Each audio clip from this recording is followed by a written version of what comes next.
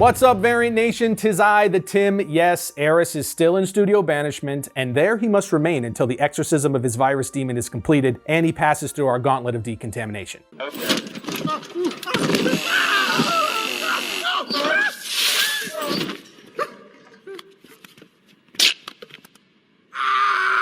Then and only then may he return. So he'll likely be back next week. In the meantime, let's talk some comics. Back in April, we started covering Tom Taylors Nightwing run with issues 78 and 79. So today, we're continuing that coverage with issues 80 and 81, which are parts 3 and 4 of the Leaping into the Light story arc. So if you're not caught up on this series, you're gonna be lost today, but fear not. As I just mentioned, we shot a previous episode on it, and you can check that out right here to bring yourself up to speed. But before we start talking Nightwing, I do need to get something off my chest.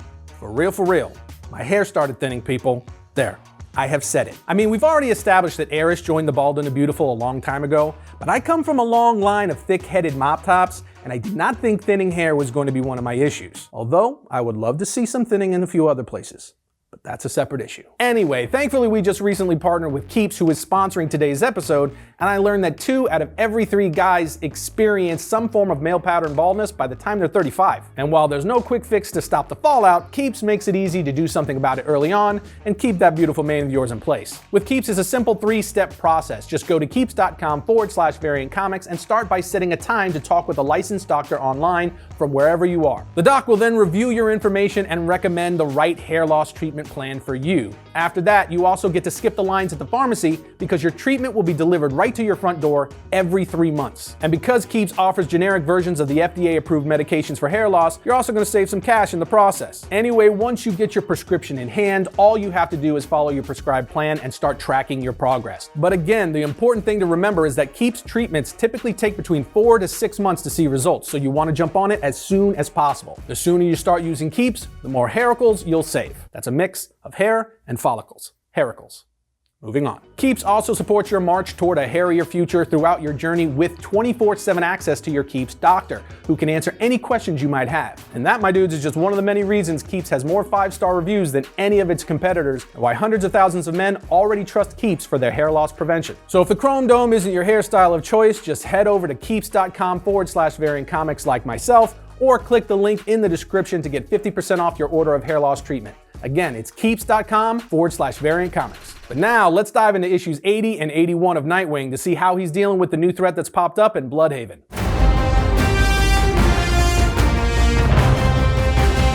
Nightwing issue 80 opens up with Dick Grayson being woken up by the puppy he adopted in the previous 2 issues. As the puppy continues to bark at the door, Dick says, "Please stop. I don't mind if you don't understand sit or stay, but you need to understand, I work nights." Just after this, there's a knock at the door with someone saying, "Mr. Grayson, police, we'd like a word." So he answers the door saying, "Hey, sorry, I was asleep." And the police say, "It's 5 in the afternoon. Did you have a late one, Mr. Grayson?" Dick Grayson looks at them saying, "What's this about?" And the police tell him, "You reported your wallet stolen last night, canceled your credit cards." "Well, before you reported your card stolen, a hotel was booked for a Martin Holt." Dick responds, "Yeah, that was me. He didn't steal my wallet. I hope he didn't have trouble with the hotel room." One of the cops tells him, "No, he never checked in. He was found murdered this morning." Dick then responds by saying, "What? What about his son Elliot? Is he okay?" The cops say, "We didn't have any information about his son, Mr. Grayson." Interesting that you do. Grayson then calls Barbara, who just left his apartment, and answers saying, "Hey you, do you miss me already?" He replies, "Something like that. Did you get back to Gotham okay?" She responds, "I've only gotten to the end of your street," to which he replies, "That's good. Would you mind coming back? Because I'm pretty sure I'm being accused of murder and you're my only alibi." While he waits for Barbara, Dick makes the cops tea while they continue to interrogate him, basically saying, "You're the one who's been taking the hearts out of the homeless people all over the city, haven't you?" And for those of you watching, check out the previous episode on issues 78 and 79 to get brought up to speed on that part. Anyway, Barbara then arrives and tells the cops, "I was with Dick all night. I have the GPS on my phone,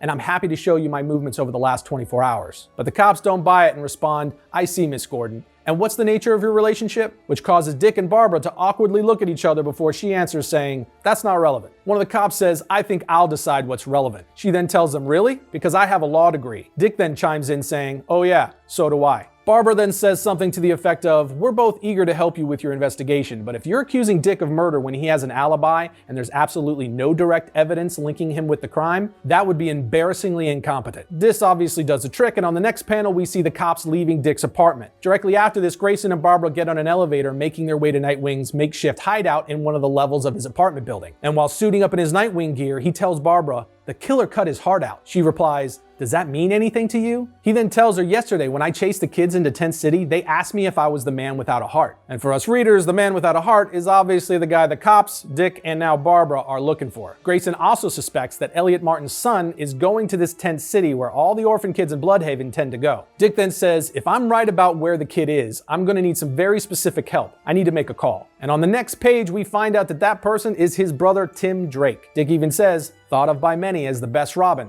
I totally get it. Tim Drake then tells Dick, Bruce wanted me to give you something. It's a wallet chain. It means kids can't steal your money, and as an added bonus, you can front for a soft metal band in the early 2000s. This is another Joker comment that ties back to the previous 2 issues, but basically, Dick had his wallet stolen by 2 kids, and so now the entire Bat family is making fun of him.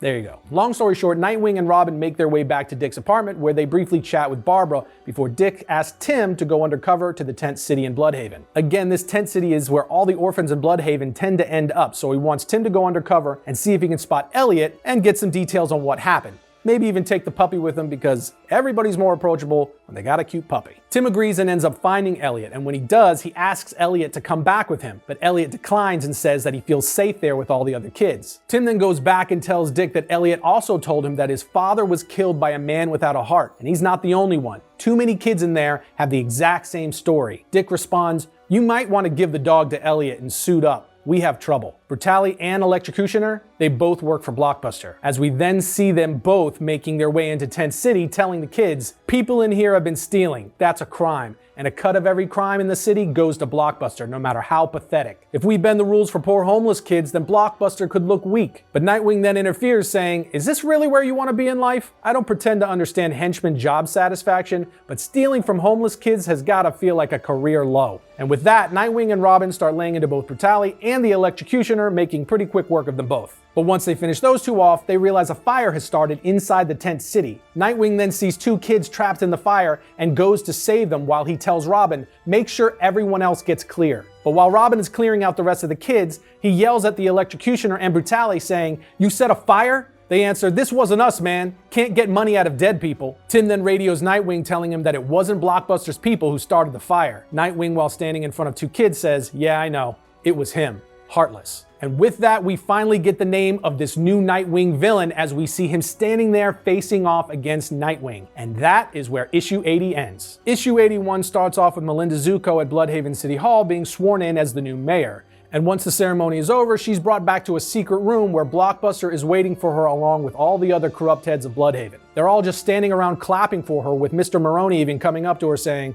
I hope you had your fingers crossed through that whole ceremony. Blockbuster then tells her, take a seat. Tell us your plan for my city. She answers, my plan, Blockbuster, is to make us all much wealthier and extend your power beyond the city. But to do so in a way that builds on the good work you've already done. I have no interest in burning anything down. After this, we're brought back to Nightwing and Heartless exactly where issue 80 left off. Dick then says, he's here, Oracle. It's Heartless. She says his clothes are covered in infrared lights. They're blinding your camera. I don't know what you're up against. We then see Heartless extinguish a portion of the fire saying, off you go, kids. Nightwing then asks, what are you doing? And Heartless replies, I don't want to watch them die. I just want to watch them run. I've heard of you. I was hoping we'd meet, Nightwing. Bludhaven's guardian angel. You must have quite the heart. And he's saying this as he pulls out his special gun that literally removes people's hearts. He then shoots it at Nightwing, but Nightwing dodges and throws his stick at Heartless's head. But Heartless catches it before it hits his face, and we see Nightwing say to himself, I've underestimated him. Immediately followed by Heartless using the stick to backhand Nightwing across the head. Oracle then asks, what happened? And Nightwing responds, I'm seeing a concerning number of spots for a guy who should avoid more head injuries. Also, he's enhanced. He's fast, he's strong, but that's all. His technique is terrible. He has the upgrades, but he hasn't done the work, like he's tried to take a shortcut to supervillainy. Heartless then says, do you always narrate your fights? Nightwing answers, just the boring ones. We then see Nightwing say, it doesn't matter how strong he is, he still has to breathe,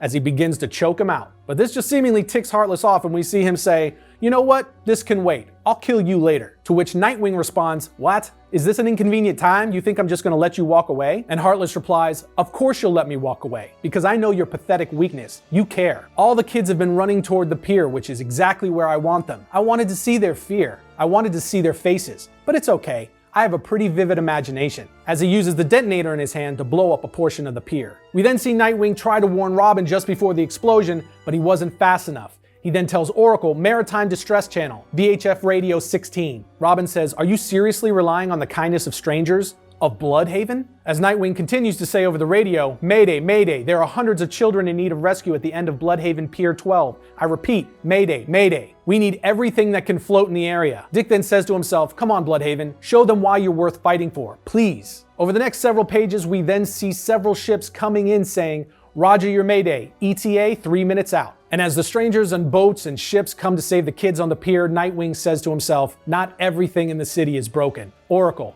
alert local hospitals," just as he passes out. On the next page, we see Barbara wake Grayson up telling him, "You lost consciousness." He asks, "Why?" She tells him, "You're still recovering from being shot in the brain, and you were punched in the head by an enhanced supervillain." He then sits up saying, "Oh yeah, that'd do it." Grayson then asks, "How are the kids?" And Tim Drake chimes in saying, "They're okay. I mean, they're back on the streets, but boats came from everywhere to help. It was pretty amazing." Dick then replies, "The people of Bludhaven have never been a problem. It's the criminals and the ones in charge." Barbara then says, "Speaking of, you're not gonna like this. The woman Boss Maroney was talking to yesterday? I found out who she is." And she shows Dick a picture, revealing it's the new mayor, Mayor Zuko. Barbara says, "I did some digging while you were unconscious. She's Tony Zuko's daughter from his first marriage, but Tony didn't stick around long past her 8th birthday. He didn't raise her." Dick says, "Well, that's positive." But Tim jumps in and says, "She was raised by the Maroney crime family?" As the three of them continue talking about Mayor Zuko and looking at her FBI files, they piece together how she was positioned to become the new mayor by Blockbuster. Dick says, "I said I wanted to catch the people who have fallen,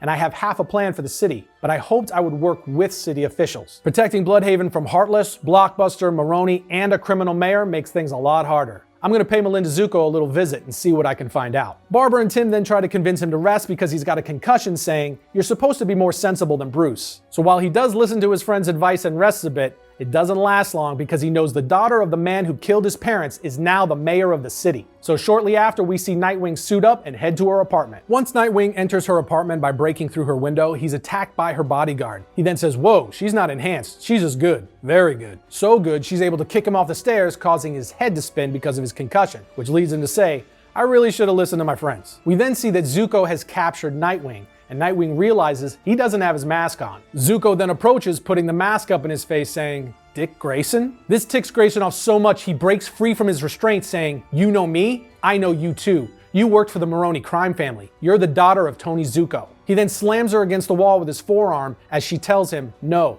I'm not. I thought I was for a long time, but I learned the truth. My real father's name was John Grayson. I'm your sister." And with that, the comic ends. Okay, I don't know about you, but for me, that was nuts. I was genuinely shocked when I first read this. Tom Taylor just gave Nightwing a sister. So if this turns out to be true, that means all these years there's been another Grayson running around and none of us knew it. So I'm very curious to see where this goes, because that's a pretty big twist. But I guess we're gonna have to wait until issue 82 and beyond to see if this actually turns out to be true, not to mention what it's gonna mean for Nightwing and the overall Bat family. Regardless, we are absolutely loving this Nightwing run so far. Tom Taylor is killing it as always. However, that's just our take on it. Let us know what you guys think about the reveal of Dick Grayson's sister and Tom Taylor's Nightwing run overall in the comments section below. That's going to do it for today's episode, my peoples, and if you like what we're putting down, be sure to give that subscribe button a click. You'll also want to check out our podcast for even more variant. But as always, we'll see you next time when we talk about all things comics.